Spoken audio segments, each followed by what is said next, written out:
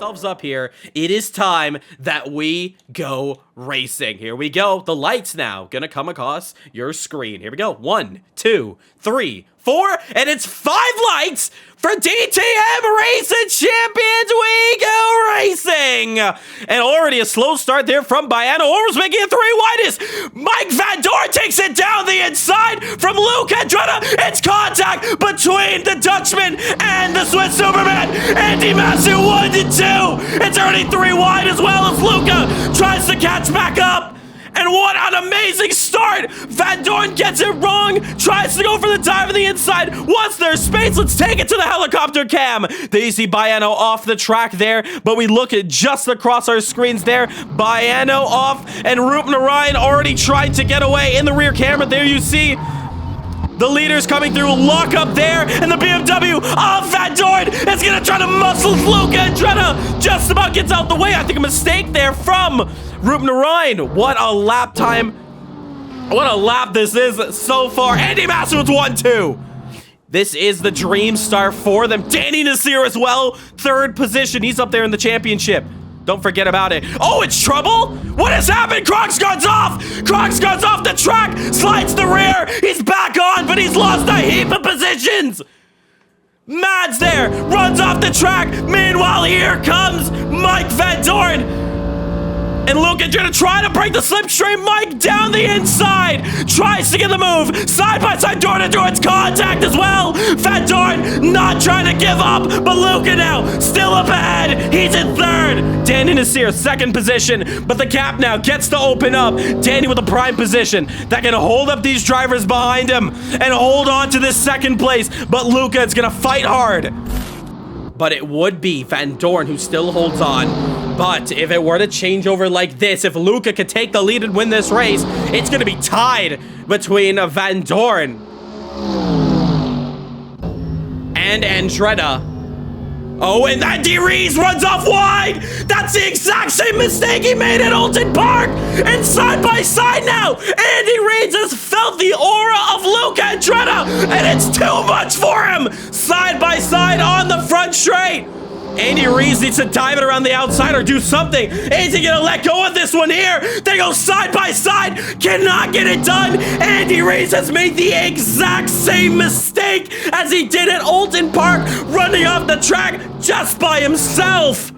And Andy Rees has been dropped out into 2nd position without being able to challenge, not even once, for the defense.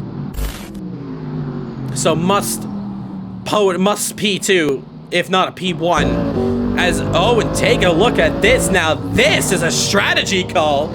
Was it late? He darts into the pits. Mike Van Doorn comes in for his pit stop. Now, that is an interesting call from the Dutchman's pit crew. And he comes in to change his tires. Take a look at your top right-hand side of your screen. We're going to stick with him here. As there you see Rupen Orion now coming back out onto the track. And he's repaired the car. That's crucial. He's got the repairs. Is that the reason that he's been slow? Maybe. So we're going to have to take a look at Van Doorn's lap times. But now with a fresh set of tires here, he's going to be pushing on. But take a look at that gap. 25.4. We're going to come back to him later on because actually, we may not get our answer that late. We may get it sooner than we think because Andy Rees has now come in for his pit stop. That's left the leader out alone, and that's also left Van Doorn now to fight. Can he close up? He's got warm tires. Andy Rees is going to have cold tires on exit here. Here comes Van Doorn. I think I just heard Andy Rees go through. This is going to be a big race on pit exit. There is Mike Van Doorn, the Dutchman. He's going to race. Will he see the leader? Oh, he's got P2. He's got P2. He's passed Andy Rees on track. The undercut has worked. Mike Van Doorn has taken 2nd position. And the gap has not just been a little one. It's 3 seconds. Mike Van Doorn has got the greatest strategy call for that one. He moves up into 2nd position. As it stands right now, he'll be now 1 point behind Andretta. But what's to say that he can't still push harder? How long is Andretti gonna stay out? He's gonna continue to stay out. And this man here, Luca Andretti, now comes in for his stop.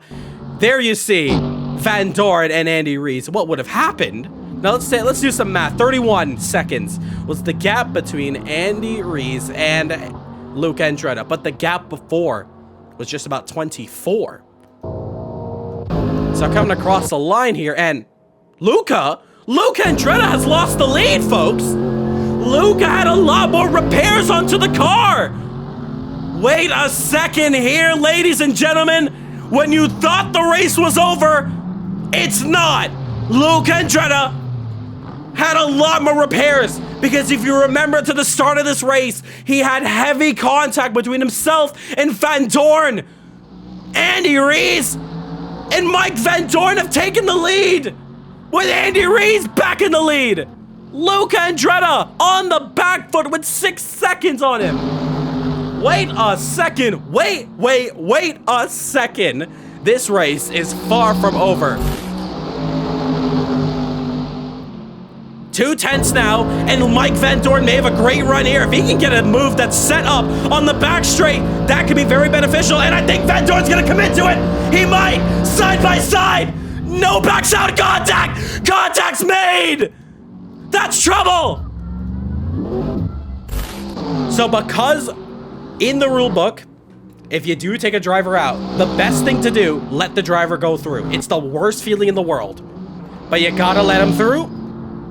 And you gotta continue racing like that. You could still continue racing, which we've seen many times in the past, but it does reward a heavier penalty. And just take it from Luca Andretti. Race 1, Road Atlanta Formula 4 took out Krogsgaard. And he had to serve a penalty that took his win right away in the points.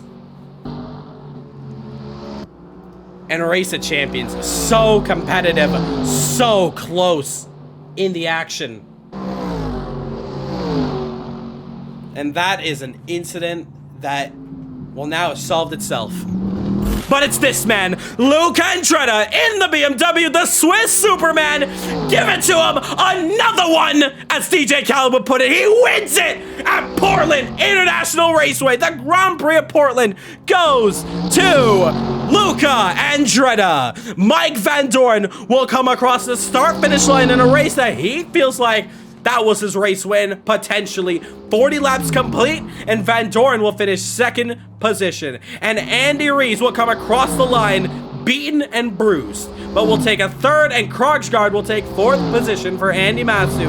But Luca Andretti has taken the race win once again. And then P1. Luca Andretti, maybe not the race you wanted to win in this kind of fashion, but at the end of the day, when, you know, we rarely see you on the back foot of championships instead of leading it, this was the one that you just had to take every point that you could. Of course, as a racing driver, it kind of is annoying that you win in that kind of fashion when a 3-way fight would have definitely been on the cards for a good one between yourself, but you finished P1 nonetheless. How was that one for you? As you said yourself, the 3-way fight at the end would have been cool to have. I mean, I was catching them. I knew they were fighting. I would have probably caught up. I was the quickest on track, but I do have to say I was just not confident at all with the setup. The setup was quick. It worked. You know, it just works. So, but it just didn't really give me any confidence. I couldn't really push it absolutely, like, just full limit through the entire track.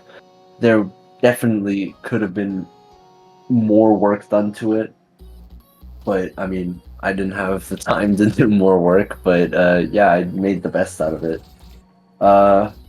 Race start was a bit, I think Mads had a way better start. He definitely practiced his starts. I just did the old press the clutch in full throttle, first gear, and get out. And yeah, it didn't really work that well. Got damage, and then that's why I was slower in the pits, and Andy could pass with Mike because of that damage. I didn't expect a little bit of aero damage would have taken, I don't know, like half of the pit stop time for the tires, or even just as long. I think it was double. because of it. And yeah, at the end, it was just not that great with the fight we could have had. It would have been really cool to catch up and say, "Hello, I'm here now. We are fighting together," and then see whoever gets across the finish line first. Nonetheless, though, you take the victory here. Once again, more back-to-back-to-back wins, but you are now putting down that championship fight to 1 point instead of 2, with 4 more races and just 2 rounds left to do it. Very much on the cuffs for another back-to-back championship. But do you feel like that's possible with the upcoming Radicals and GT4 cars that you're going to be facing? Because remember, we have not seen you in DTM for a very long time. So are we going to see that potential new car to Luca Andretta, or is it just going to be a walk in the park for you? I think GTs overall, GT3, GT4, these types of cars are more what I race. I mean, I'm usually in a GT3 in most, leagues or races I do, but mainly now, obviously, LMDH, so hypercar class, the BMW from RSS mainly.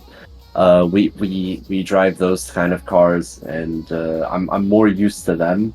And thank God that I did some races in the Radical here, because it did take quite a bit to understand how that car works. It's quite funky, and the force feedback doesn't give you too much feedback about, for instance, like oversteer or something. It's not like when you oversteer, the wheel will turn with you and help you out and be like, yeah, okay, I'll bring you back on track. No, you just die. You just spin. you're off if you make a mistake. It's a very unforgiving car, but if you know how to make the setup for it, it works. You can push it. Well, nonetheless, great win out there for you. You closed the gap down, and just with 2 more races left to go, it's really going to be a close one between yourself and Van Dorn. Congratulations on, once again, another race win. If only we were here for the first one, then we may be calling you the undefeated driver here of Race of Champions. Your best performance, that's for sure. Congratulations.